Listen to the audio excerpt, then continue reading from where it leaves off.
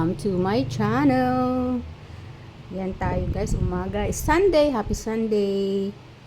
So maaga pa guys. It's 8 o'clock. It's 8 o'clock in the morning. Ay, 8:15 in the morning. Nakatapos na tayong magluto ng ating breakfast. Yung rice namin bahaw kagabi. Yan. Kahit 2 araw yan dyan guys, hindi napapanis. Dahil pag ako nagsasaing, ay nilalagyan ko ng yung takip ng suka. Yun, laging may suka. Tapos ang ating almusal ngayon ay healthy diet tayo guys. Kailangan, yung anak ko may sakit, may ubo, sipon. So, kailangan niya ng mga gulay, prutas. So, nagpapahinga siya ngayon. Tulog pa, mamaya pagising nun. Kain na muna ako mag-isa.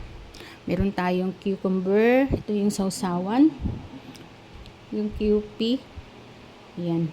Sausawan. Tapos meron tayong binusakong yung dulong. Yung maliliit na dilis. Tapos binusak ko lang siya sa init. Walang para ma-crispy siya. Walang oil yan. Tapos nung makrispy na siya at hindi siya sunog guys sa pantay, kailangan hahaluin mo alaga sa halo para hindi masunog yung iba. Kailangan pantay yung kanyang pagkakaluto. So, napaka-crispy niyan. Tapos nilagyan ko ng konting asin at tomato. So, kumuha lang ako ng konti, pang ulam lang. Yung iba, tinabi ko muna. So, wala pang kamatis yun. Walang suka to guys. Ano lang to, asin at saka kamatis, tapos yung ating egg na pinaghalo-halo ko, omelette, egg omelette. Ang sahog niyan guys ay cabbage, bawang, sibuyas, kamatis na yung mince ang pagkakahiwa, maliliit na hiwa. Tapos pati din yung hiniwa ko din na maliliit yung repolyo. Tapos, yun, may hinalo din ako ditong konting milk. May milk yan. Siyempre, seasoning. So, let's eat.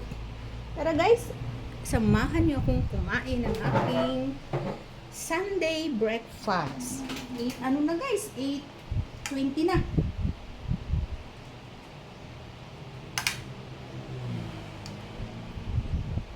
Let's eat. Yan. Yan ang sausawan.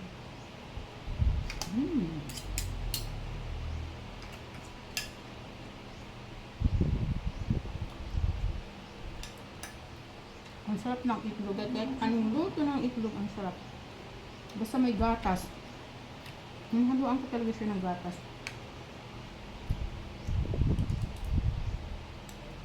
Ang sarap ng lasa. Lalo na ito, appetizer.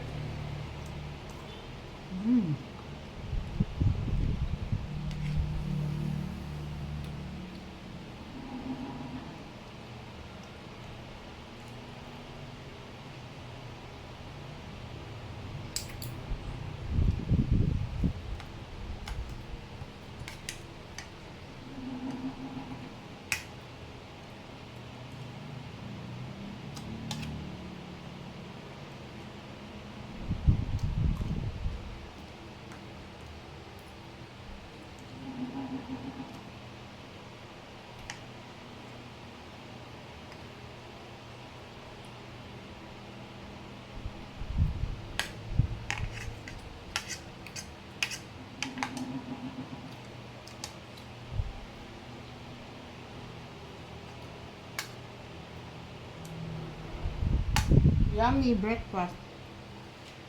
Okay guys, thank you for watching. Matagal ako matatapos eh. God bless.